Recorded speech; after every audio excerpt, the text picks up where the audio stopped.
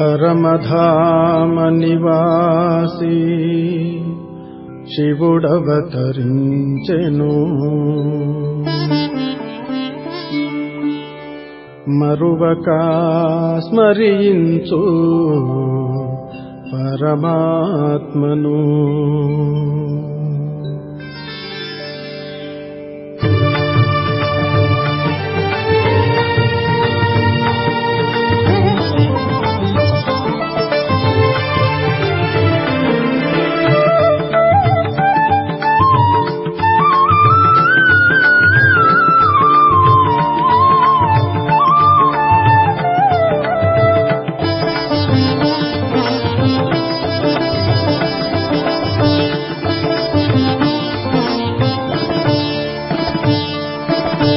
స్మరించు శివ పరమాత్మను. మరువకు నీవు సుఖదాతను. స్మరించు శివ పరమాత్మను. మరువకు నీవు సుఖదాతను. స్మరించు శివ పరమాత్మను.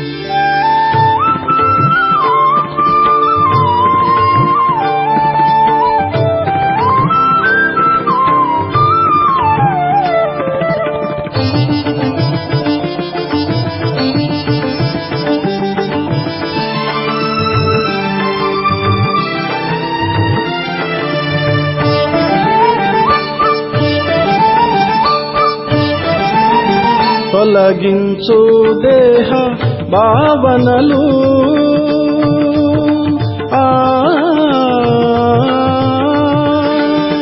తొలగించు దేహ భావనలు. ఆత్మిక భావన వెలిగించు. భవసాగరము బాధకరము. భవసాగరము బాధకరము. కలుషితము ఈ కలియుగము. స్మరించు శివ పరమాత్మను. మరువకు నీవు సుఖదాతను. స్మరించు శివ పరమాత్మను.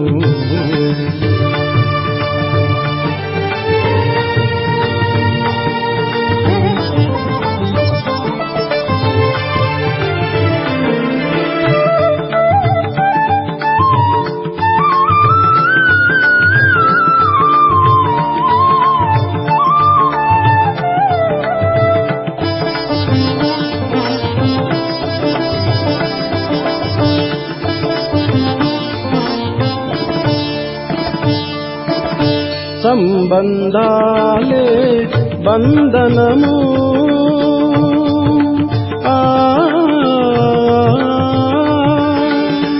సంబంధాలే బంధనము. విడువుము ఈ వ్యామోహము. ఆత్మజ్ఞానము తెలుసుకొనుము. ఆత్మజ్ఞానము తెలుసుకొనుము. తిలకించుము శివ జ్ఞానామృతము. స్మరించు శివ పరమాత్మను. మరువకు నీవు సుఖదాతను. స్మరించు శివ పరమాత్మను.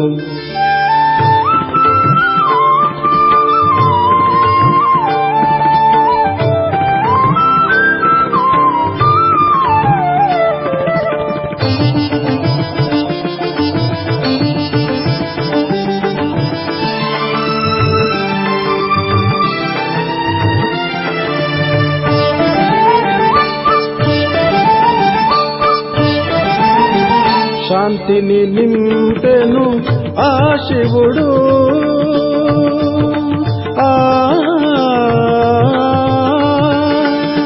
శాంతిని నింపెను ఆ శివుడు. శక్తిని పెంచును పరశివుడు. దుఃఖము హరించి సుఖము ప్రసాదించి. దుఃఖము హరించి సుఖము ప్రసాదించి పావనము చేయు పరమాత్ముడు స్మరించు శివ పరమాత్మను మరువకు నీవు సుఖదాతను స్మరించు శివ పరమాత్మను పిత పరమాత్మను శివ పరమాత్మను.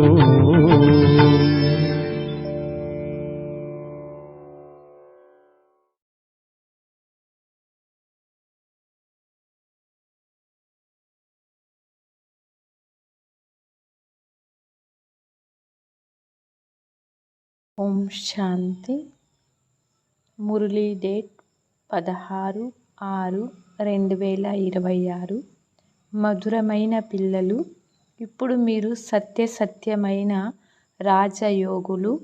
మిమ్మలను రాజ ఋషులని కూడా అంటారు. రాజ ఋషులు అనగా పవిత్రమైన వారు. ప్రశ్న: పిల్లలైన మీరు మనుషులను మాయరూపీ రావుని ఊబి నుండి ఎప్పుడు వెలికి తీయగలరు? జవాబు: ఎప్పుడైతే మీరు స్వయం ఆ ఊబి నుండి బయటపడతారో అప్పుడు మనుషులను వెలికి తీయగలరు. ఊబి నుండి బయటపడిన వారి గుర్తు ఇచ్చా మాత్రం అవిద్య, అంటే కోరికంటే ఏమిటో తెలియని వారుగా ఉంటారు. ఒక్క తండ్రి తప్ప ఇంకేవీ గుర్తుకు రాకూడదు. మంచి దుస్తులు ధరించాలి, మంచి పదార్థాలు తినాలి, ఈ ఆశ ఉండరాదు. మీరు పూర్తిగా వనవాసంలో ఉన్నారు. ఈ శరీరాన్ని కూడా మర్చిపోయి నాది ఏమీ లేదు, నేను ఆత్మను, ఇలా ఆత్మ అభిమానులుగా అయిన పిల్లలే రావుని ఊబి నుండి మనుషులను వెలుపలికి తీయగలరు. పాట: మీరు ప్రేమ సాగరులు, తూ ప్యార్ కా సాగర్ హై. ఓం శాంతి. ఎప్పుడైనా పాట వినిపించినప్పుడు దాని అర్థం ఏమిటో కూడా పిల్లలను అడిగేవారు. ఇప్పుడు చెప్పండి, మీరు ఎప్పటి నుండి మార్గాన్ని మర్చిపోయారు? ద్వాపర యుగం నుండి అని ఎవరో చెప్పారు. మరొకరు సత్యయుగం నుండి అని చెప్పారు. ద్వాపర యుగం నుండి మర్చిపోయామని ఎవరు చెప్పారో అది తప్పు. సత్యయుగం నుండి మార్గాన్ని మర్చిపోయారు. మార్గాన్ని తెలియచేయువారు మీకిప్పుడు లభించారు. సత్యయుగంలో దారిని చూపించే వారిని గురించి ఎవరికీ తెలియదు. అక్కడ తండ్రిని గురించి ఎవరికీ తెలియదు, అనగా మరిచిపోయారు. ఇలా మరిచిపోవడం కూడా డ్రామాలో నిశ్చితమై ఉంది. మళ్ళీ ఇప్పుడు దారిని చూపించేందుకు తండ్రి వచ్చారు. ప్రభు మార్గాన్ని చూపించమని అంటారు. మనము సత్యయుగం నుండి తండ్రిని మరిచిపోయాము. మన బుద్ధిని నడిపించేందుకు తండ్రి ప్రశ్నిస్తారు. ఈ జ్ఞానమే భిన్నమైనది కదా. తండ్రి ఒక్కరు మాత్రమే జ్ఞానసాగరులు. తండ్రి సమ్ముఖంలో అర్థం తెలిపిస్తూ ఉన్నారు. జ్ఞానసాగరులు, సుఖసాగరులు నన్నొక్కరిని మాత్రమే, ఖచ్చితంగా పతిత పావనులు కూడా వారొక్కరేనని మీకు కూడా తెలుసు.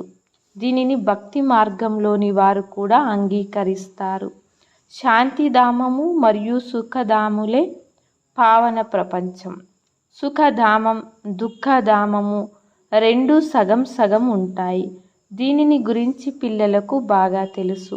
తండ్రి ప్రేమ సాగరులు, అందుకే వారిని తండ్రి, ఫాదర్ అని ప్రేమతో పిలుస్తారు. కానీ వారెవరో, ఏ విధంగా వస్తారో మర్చిపోతారు. ఇది 5000 సంవత్సరాల మాట. అప్పుడు దేవీ దేవతల రాజ్యం ఉండేది. సత్యయుగంలో సద్గతి ఉంటుంది. మరి దుర్గతి ఏ విధంగా అవుతుంది? ఎవరు చెప్తారు? తండ్రియే వచ్చి వివరిస్తారు. ద్వాపర యుగం నుండి మీకు దుర్గతి మొదలయ్యింది, అందుకే నన్ను పిలుస్తారు. ఇదేమి కొత్త విషయం కాదని మీకు అర్థమైంది. తండ్రి కల్పము వస్తారు. ఇప్పుడు నిరాకార తండ్రి ఆత్మలకు అర్థం చేయిస్తారు. ఎవ్వరికీ తమ ఆత్మని గురించి తెలియదు. నా ఆత్మలో పూర్తి పాత్ర నిండి ఉందని, నేను అనేకసార్లు ఇలా అయ్యానని, పాత్రని అభినయించానని ఎవ్వరూ ఎప్పుడూ అనరు. ఎందుకంటే వారికి డ్రామా గురించి తెలియనే తెలియదు. లక్షల వేల సంవత్సరాలు అన్న ఇది డ్రామాయే కదా. డ్రామా రిపీట్, పునరావృతమవుతుంది ఇలా చెప్తారు కదా. ఈ జ్ఞానం తండ్రియే పిల్లలకు సమ్ముఖంలో వచ్చి ఇస్తూ ఉన్నారు. ఈ నోటి ద్వారా మాట్లాడుతూ ఉన్నారు. మిమ్మలను శివబాబా బ్రహ్మబాబా ద్వారా తన వారిగా చేసుకొని బ్రాహ్మణులుగా తయారు చేశారని మీకు తెలుసు. శివబాబాకు ఇతను పుత్రుడే కాక పత్ని కూడా అయ్యాడు. ఎంతమంది పిల్లలను సంభాళన చేయవలసి ఉంటుందో చూడండి. పురుషుడైనందున పిల్లలను సంభాళన చెయ్యమని సరస్వతిని సహయోగిగా చేశారు. ఈ విషయాలు శాస్త్రాలలో లేవు. ఇవి ప్రాక్టికల్ విషయాలు. తండ్రి ఏ రాజయోగాన్ని నేర్పిస్తారు. ఎవరికి రాజయోగాన్ని నేర్పించారో వారు రాజులుగా అయ్యారు. 84 జన్మల్లో వచ్చారు.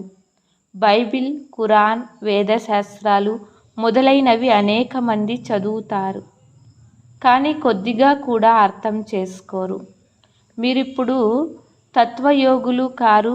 మీది తండ్రితో యోగము అనగా తండ్రిని స్మృతి చేస్తారు. మీరిప్పుడు రాజయోగులు, రాజఋషులు అనగా యోగి రాజులుగా అయ్యారు. పవిత్రమైన వారినే యోగులు అని అంటారు. స్వర్గరాజ్య భాగ్యాన్ని తీసుకునేందుకు మీరు యోగులుగా అయ్యారు. తండ్రి మొట్టమొదట పవిత్రులుగా అవ్వండి అని చెప్తారు. పవిత్రమైన వారి పేరు యోగి. మీరందరూ రాజయోగులు.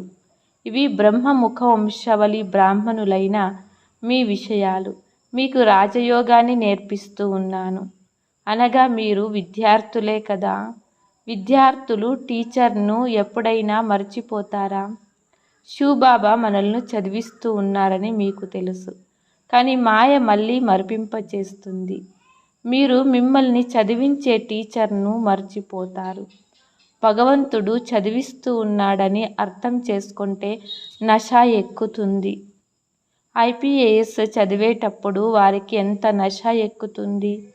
పిల్లలైన మీరు 21 జన్మల కొరకు ఈ రాజయోగ విద్యను చదువుతూ ఉన్నారు. అక్కడ మళ్ళీ చదవాల్సి ఉంటుంది రాజ విద్యను. అక్కడ భాష మొదలైనవి కూడా నేర్చుకోవాల్సి ఉంటుంది. సతయుగం నుండి మనం ఈ మార్గాన్ని మర్చిపోవడం ప్రారంభిస్తామని పిల్లలైన మీకు తెలుసు. తర్వాత ఒక్కొక్క జన్మలో ఒక్కొక్క మెట్టు కిందకు దిగుతారు. ఎలా మనం ఎక్కుతామో ఎలా దిగుతామో మొత్తం మీకు గుర్తుంది. ఈ మెట్లను బాగా గుర్తు చేసుకోండి. 84 జన్మలు పూర్తయినా ఇక ఇప్పుడు మనం వెళ్ళాలి కనుక చాలా సంతోషం కలుగుతుంది. ఇది అనంతమైన నాటకం. ఆత్మ ఎంతో చిన్నది. పాత్రను అభినయిస్తూ అలసిపోయినప్పుడు బాబా మార్గాన్ని చూపించినట్లయితే మేము విశ్రాంతిని పొందుతాము, సుఖశాంతులను పొందుతామని ఆత్మ తండ్రిని పిలుస్తుంది. మీరు సుఖధామంలో ఉన్నప్పుడు మీకు అక్కడ సుఖము శాంతులు ఉంటాయి. అక్కడ ఏ విధమైన గొడవలు గలాటలు ఉండవు. ఆత్మకు శాంతి ఉంటుంది. శాంతి లభించు స్థానాలు 2. ఒకటి శాంతిధామం, మరొకటి సుఖధామం. దుఃఖధామంలో అశాంతి ఉంది. ఇది చదువు. బాబా పిల్లలకు వయా శాంతిధామము సుఖధామంలోకి తీసుకొని వెళ్తున్నారని మీకు తెలుసు. మీరు అడగవలసిన అవసరము లేదు. ఇక్కడకు పాత్ర చేసేందుకు వచ్చామని తిరిగి వెళ్ళాలని మీకు తెలుసు. మీకు ఈ సంతోషం ఉంటుంది. కేవలం శాంతి లభిస్తుందనే సంతోషం కాదు, మనకు ఎంతో ఆనందము సంతోషం కలుగుతాయి. తండ్రిని స్మృతి చేయడం ద్వారా వికర్మలు వినాశనమవుతాయని మనకు తెలుసు. మన మనస్సుకు శాంతి లభించాలని కొందరంటారు. ఈ పదము కూడా తప్పే. మనము వికర్మలు వినాశనమవ్వాలని మనము తండ్రిని స్మృతి చేస్తాము. మనస్సు సదా శాంతిగా ఉండలేదు, కర్మ చేయకుండా ఉండలేరు. అయితే అనుభూతి కలుగుతుంది. తండ్రి ద్వారా పవిత్రత, సుఖము, శాంతులు వారసత్వాన్ని తీసుకుంటూ ఉన్నప్పుడు సంతోషం కలగాలి. దీని పేరే దుఃఖధామము. ఇందులో సుఖము ఉండదు. మనుష్యులు శాంతిధామం, సుఖధామాలను మరచిపోయారు. కనుక ఎవరి వద్ద చాలా ధనముందో వారు సుఖంగా ఉన్నామని భావిస్తారు. సన్యాసులు ఇల్లు, వాకన్లు మొదలైన వాటిని వదిలి అడవుల్లోకి వెళతారు. అక్కడ ఏ విధమైన హంగామా లేదు కనుక కొంత శాంతి లభిస్తుంది. కానీ అది అల్పకాలకం కొరకే. ఆత్మ స్వధర్మం ఏదైతే ఉందో అందులో మీరు శాంతిగా ఉంటారు. ఇక్కడ ప్రవృత్తిలోకి రావాల్సిందే, పాత్రను అభినయించవలసిందే. ఇక్కడకు కర్మలు చేసేందుకు వస్తారు. ఆత్మ తప్పకుండా కర్మలోకి రావాల్సి ఉంటుంది. ఇదంతా అనంతమైన తండ్రి అర్థం చేస్తున్నారని పిల్లలైన మీరు తెలుసుకుంటూ ఉన్నారు. నిరాకార భగవాన్ వాచ ఇప్పుడు మీరు ఆత్మలని మీ తండ్రి పరమాత్మ అని తెలుసుకున్నారు. పరమాత్మ అనగా పరమాత్మ, వారిని ఆత్మ పిలుస్తుంది. ఆ తండ్రియే సర్వుల సద్గతి దాత. ఇప్పుడు తండ్రి చెప్తూ ఉన్నారు, పిల్లలు దేహీ అభిమానులుగా అవ్వండి. ఇదే కష్టం.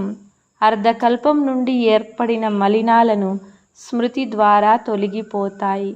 మీరు సత్యమైన బంగారంగా తయారవ్వాల్సి ఉంటుంది. సత్యమైన బంగారంలో కల్తీ కలిసిన తర్వాత ఆభరణం తయారు చేస్తారు. అలాగే మీరు వాస్తవానికి సత్యమైన బంగారంగా ఉండేవారు. తర్వాత మీలో మలినాలు కలుస్తూ వచ్చాయి. ఇప్పుడు మేము పాత్రని అభినయించామని, ఇక తండ్రి ఇంటికి వెళ్తామని మీ బుద్ధిలో ఉంది. విదేశాల నుండి స్వదేశానికి, మాతృదేశానికి తిరిగి వస్తున్నప్పుడు ఆనందం కలుగుతుంది కదా, అలా మీకు కూడా ఆనందం కలుగుతుంది. బాబా మన కొరకు స్వర్గాన్ని తీసుకొని వచ్చారు. మీకు తెలుసు, అనంతమైన తండ్రి ఇచ్చే బహుమతి అనంతమైన రాజ్య భాగ్యము అనగా సద్గతి. సన్యాసులు ముక్తి అను బహుమతిని ఇష్టపడతారు. గృహస్థులు ఎవరైనా మరణించినట్లయితే స్వర్గస్థులయ్యారని అంటారు. సన్యాసులు జ్యోతిలో జ్యోతి కలిసిపోయిందని, అందులోనే ఆత్మలన్నీ కలిసిపోతాయని అంటారు. కానీ అది ఆత్మలైన మనము నివసించే స్థానం. అంతేకాని అందులో అన్నీ కలిసిపోయేందుకు అది జ్యోతి కానీ అగ్ని కానీ కాదు. బ్రహ్మ మహాతత్వము అనగా మహాతత్వము, అందులో ఆత్మలుంటాయి. తండ్రి కూడా అక్కడ ఉంటారు. వారు కూడా బిందువే. ఎవరికైనా బిందువు సాక్షాత్కారం అవుతే వారు ఏమి అర్థం చేసుకోలేరు. బాబా స్మృతి చేసేందుకు చాలా కష్టం అవుతుందని, బిందు రూపాన్ని ఎలా స్మృతి చేయాలని చాలామంది పిల్లలు అంటారు. అర్ధకల్పం పాటు పెద్ద లింగ రూపంలో స్మృతి చేశాము. అది కూడా తండ్రి వివరిస్తారు. బిందువును ఎవరూ పూజించలేరు. మరి వీరి మందిరాలను ఎలా తయారు చేయాలి? బిందువు కనిపించదు, అందుకే పెద్ద శివలింగాన్ని తయారు చేస్తారు. ఆత్మల శాలిగ్రామాలు చిన్న చిన్నవిగా తయారు చేస్తారు. వాటిని చిన్న అండాలుగా చేస్తారు. పరమాత్మ బిందు రూపంలో ఉన్నారని మొదట ఎందుకు చెప్పలేదని అంటారు. ఆ సమయంలో ఇది తెలియచేసే పాత్రయే డ్రామాలో లేదని తండ్రి అంటారు. మీరు ICAS విద్యను ప్రారంభం నుండి ఎందుకు చదవరు? చదువుకు కూడా నియమాలు ఉన్నాయి కదా. ఎవరైనా ఇటువంటి విషయాలను అడిగినట్లయితే మీరిలా చెప్పండి, మంచిది, బాబాను అడిగి చెప్తాము. కానీ లేదు, మాకంటే పెద్ద టీచర్లు ఉన్నారు, వారికి జాబు ద్వారా వ్రాసి కనుక్కొని చెప్తామని చెప్పండి. బాబా చెప్పాల్సి ఉంటే చెప్తారు, లేకపోతే ముందు ముందు అర్థం చేసుకోగలరని అంటారు. ఒకేసారి అన్ని విషయాలను వినిపించరు. ఇవన్నీ కొత్త విషయాలు. ఏ వేద శాస్త్రాల్లో ఏమున్నాయో వాటి సారాన్ని తండ్రి కూర్చొని అర్థం చేయిస్తున్నారు. ఇవన్నీ భక్తి మార్గంలో కూడా రచించబడి ఉన్నాయి. వీటిని మీరు మళ్ళీ చదువుకోవాల్సిందే. ఈ భక్తి చేసే పాత్రను అభినయించాల్సిందే. పతిత పావనులుగా అయ్యే పాత్రను కూడా అభినయించాల్సిందే. భక్తి ఊబిలో చిక్కుకొని పోయారని బాబా అంటారు. బాహ్యంగా చాలా సుందరంగా ఉంటుంది. ఎండమావుల్లో నీటి వలె అని ఉదాహరణమిస్తారు కదా. భక్తి మార్గంలోనూ ఆకర్షణ చాలా ఉంటుంది. అది ఎండమావుల్లోని నీటి వంటిది. తండ్రి చెప్తున్నారు, ఈ ఊబిలో కూరుకుపోతారు. తర్వాత వెలువడడమే కష్టమవుతుంది. పూర్తిగా చిక్కుకొని పోతారు. ఇతరులను వెలికి తీసేందుకు వెళతారు. స్వయం వారే చిక్కుకొని పోతారు. ఈ విధంగా అనేక మంది చిక్కుకొని పోయారు. ఆశ్చర్యంగా వింటారు, వర్ణిస్తారు. ఇతరులను వెలికి తీస్తారు. నడుస్తూ స్వయం వారే చిక్కుకొని పోతారు. ఎంత ఫస్ట్ క్లాస్గా ఉండేవారు ఇరుక్కొని పోతారు. అటువంటి వారిని మళ్ళీ వెలుకు తీయడం చాలా కష్టమైపోతుంది. తండ్రిని మర్చిపోతే ఊబి నుండి వెలుకు తీయడంలో ఎంత శ్రమ కలుగుతుందో ఎంతగా అర్థం చేయించినా బుద్ధిలో కూర్చోదు. మాయారూపి రావుని ఊబి నుండి ఎంత బయటపడ్డారో ఇప్పుడు మీకు మీరే అర్థం చేసుకోగలరు. ఎంతెంత బయటపడతారో అంత సంతోషం కలుగుతుంది. ఎవరైతే స్వయం వెలికి వస్తారో వారికి ఇతరులను వెలికి తీసే శక్తి ఉంటుంది. బాణాలు వేసేవారు కొందరు చురుకుగా ఉంటారు, మరికొందరు బలహీనంగా ఉంటారు. ఏకలవ్యుడు మరియు అర్జునుని ఉదాహరణ ఉంది కదా. అర్జునుడు గురువు జతలోనే ఉండేవాడు. అర్జునుడు అంటే ఒక్కరే కాదు, ఎవరైతే తండ్రికి చెందిన వారిగా అయ్యి తండ్రి జతలో ఉంటారో వారినే అర్జునుడు అని అంటారు. జతలో ఉండేవారికి బయట ఉండేవారికి మధ్య రేస్ పరుగు పందెం పెట్టడం జరుగుతుంది. బిల్లలు అనగా బయట ఉండేవారు కూడా తీక్షణంగా వెళ్ళగలగారు. ఉదాహరణకు ఒక్కరిది ఇవ్వడం జరుగుతుంది. ఇది అనేక మందికి సంబంధించిన విషయం. బాణమనగా ఈ జ్ఞానమే. తండ్రిని ఎంతగా స్మృతి చేస్తారో ప్రతి ఒక్కరూ తమకు తాము అర్థం చేసుకోగలరు. ఇంకెవరిని స్మృతి చేయడం లేదు కదా. మంచి మంచి దుస్తులు ధరించాలని, మంచి మంచి పదార్థాలు తినాలని లోభం కలగడం లేదు కదా. ఇక్కడ మంచి మంచివి ధరిస్తే అక్కడ తగ్గిపోతాయి. ఇక్కడ మనం వనవాసంలో ఉండాలి. మీరు ఈ శరీరాన్ని కూడా మర్చిపోండి అని తండ్రి చెప్తున్నారు. ఇది పాత తమోప్రధాన శరీరం. మీరు స్వర్గానికి యజమానులుగా అవుతారు. ఇచ్చా మాత్రం అవిద్యగా అవ్వండి అని బాబా చెప్తారు. ఇక్కడ మీరు ఆభరణాలు మొదలైన వాటిని ధరించకండి అని తండ్రి అంటున్నారు. ఇలా ఎందుకంటారు? దీనికి కూడా అనేక కారణాలున్నాయి. ఎవరైనా ఆభరణాలు పోగొట్టుకుంటే అక్కడ బీకేలకు ఇచ్చే వచ్చారని అంటారు. లేదా మార్గంలో ఎవరైనా దొంగలు దోచుకోవచ్చు. ఈ రోజుల్లో పని మనుషులు కూడా చాలా దొంగతనాలు చేస్తారు. స్త్రీలు కూడా దోపిడీలు చేస్తారు.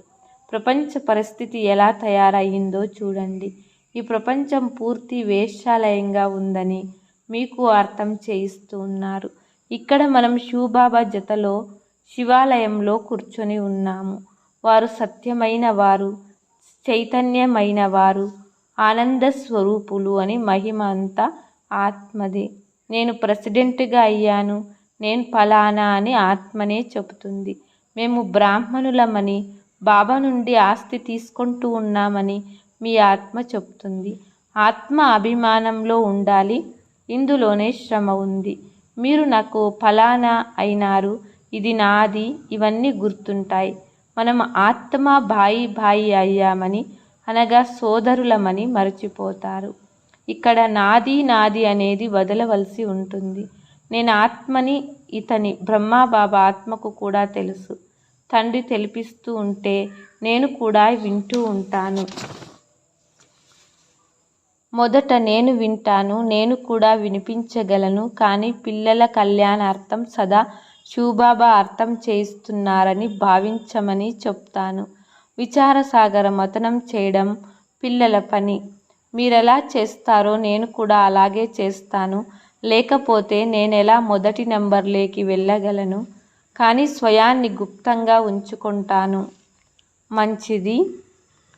మధురాతి మధురమైన అపురూపమైన పిల్లలకు మాత్పితా బాప్దాదాల ప్రియ స్మృతులు మరియు గుడ్ మార్నింగ్. ఆత్మిక పిల్లలకు ఆత్మిక తండ్రి నమస్తే. ఆత్మిక తండ్రికి ఆత్మిక పిల్లలం డబల్ నమస్తే. నమస్తే. ధారణ కోసం నాది నాది అనునది వదిలి స్వయాన్ని ఆత్మగా భావించాలి. ఆత్మ అభిమానులుగా ఉండే శ్రమ చేయాలి. ఇక్కడ పూర్తిగా వనవాసంలో ఉండాలి. ధరించు భుజించు వాటిలో కోరికల పట్ల ఇచ్ఛామాత్రం అవిద్యగా అవ్వాలి. రెండో పాయింట్, పాత్రను అభినయిస్తూ కర్మలు చేస్తూ తమ శాంతి స్వధర్మంలో స్థితమవ్వాలి. శాంతి ధామాన్ని సుఖధామాన్ని స్మృతి చెయ్యాలి. ఈ దుఃఖధామాన్ని మరచిపోవాలి. వరదానము: ఆత్మిక నశ మరియు దయా గుణము ద్వారా విశ్వ నవనిర్మాణం చేసే విశ్వ కళ్యాణికారి భవ. విశ్వ కళ్యాణికారిగా అయ్యేందుకు ముఖ్యంగా 2 ధారణలు అవసరం. 1 ఈశ్వరీయ నశ, 2 దయ. ఈ 2 గుణాలు జతలో మరియు సమానంగా ఉంటే ఆత్మీయత యొక్క స్టేజ్ తయారైపోతుంది. కనుక ఎప్పుడు ఏ కర్తవ్యము చేసినా లేక నోటి ద్వారా వర్ణించిన ఆత్మిక నశ మరియు దయా గుణాలు సమాన రూపంలో ఉన్నాయా అని చెక్ చేసుకోండి. శక్తుల చిత్రాలలో ఈ 2 గుణాలు సమానతను చూపిస్తారు. దీని ఆధారంపైననే విశ్వ నవనిర్మాణానికి నిమిత్తంగా అవ్వగలరు. స్లోగను: తండ్రి ప్రేమ కోసం వ్యర్థ సంకల్పాలను సమర్పణ చేయడమే సత్యమైన సమర్పణ. అవ్యక్త సూచన: సదా హర్షితంగా ఉండేందుకు మీ నేచర్ను సరళంగా చేసుకోండి. సహనశీలులుగా అవ్వండి. స్వయం ఎవరెంత సరళంగా ఉంటారో వారి స్మృతి కూడా అంతే సరళంగా ఉంటుంది. ప్రతి విషయంలో ఎవరెంత స్పష్టంగా అనగా శుద్ధంగా ఉంటారో అంతే సరళంగా ఉంటారు. స్వయం ఎవరెలా ఉంటారో వారి రచనలో కూడా అవే సంస్కారాలు ఉంటాయి. కనుక ప్రతి గుణం యొక్క ప్రాక్టికల్ స్వరూపానికి ఉదాహరణలుగా అవ్వండి. ఓం శాంతి.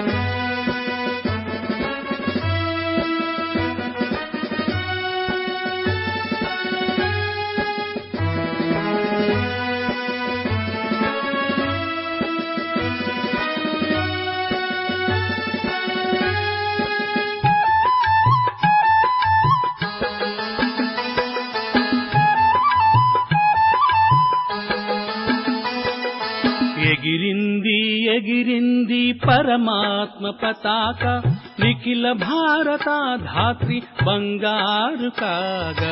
ఎగిరింది పరమాత్మ పతాక, నిఖిల భారత ధాత్రి బంగారు కాగా. ఎగిరింది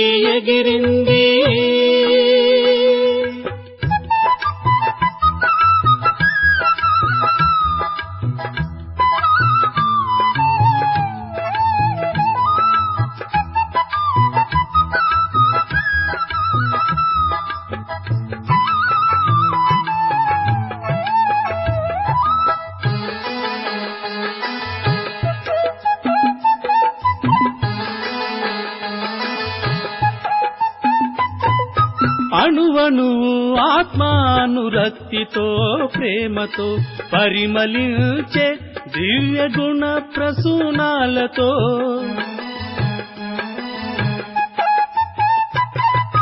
అణువణువు ఆత్మానురక్తితో ప్రేమతో పరిమళించే దివ్య గుణ ప్రసూనాలతో శాంతి సుఖాలతో శివపితా స్మృతులతో శాంతి సుఖాలతో శివపితా స్మృతులతో జ్ఞానయోగాలు మనకు రెక్కలై వర్ధిల్లా ఎగిరింది ఎగిరింది పరమాత్మ పతాక నిఖిల భారత ధాత్రి బంగారు కాగా ఎగిరింది ఎగిరింది పరమాత్మ పతాక నిఖిల భారత ధాత్రి బంగారు కాగా ఎగిరింది ఎగిరింది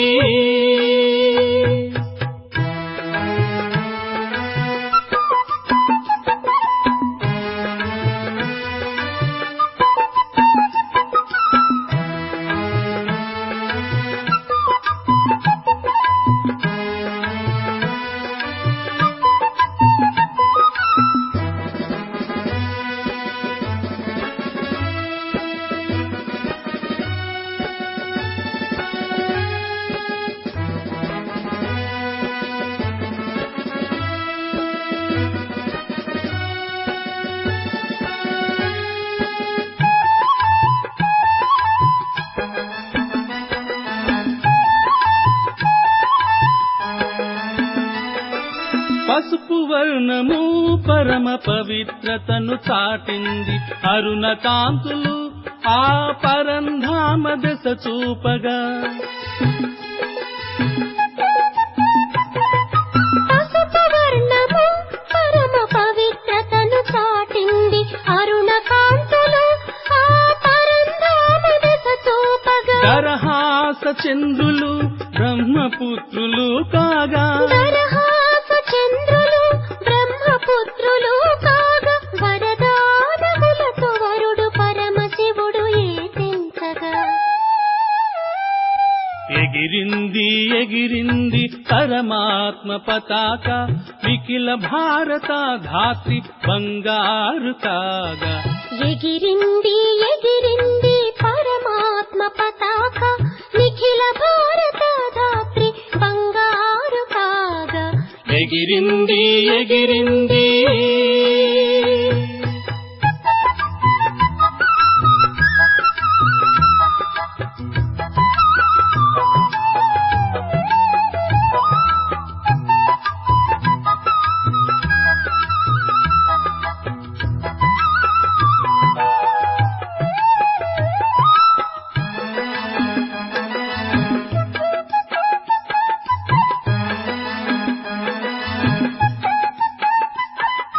ఆత్మలం మనమంతా పరమాత్మ సంతానం పరంధామ నివాసులం పయనించేదచటికే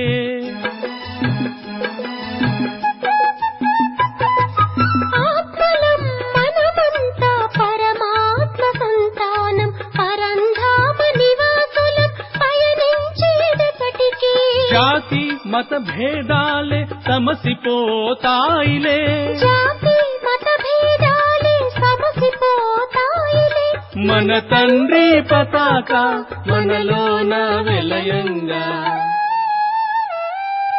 ఎగిరింది ఎగిరింది పరమాత్మ పతాక నిఖిల భారత ధాత్రి బంగారు కాగా ఎగిరింది ఎగిరింది పరమాత్మ పతాక నిఖిల భారత ధాత్రి బంగారు కాగా ఎగిరింది ఎగిరింది పరమాత్మ పతాక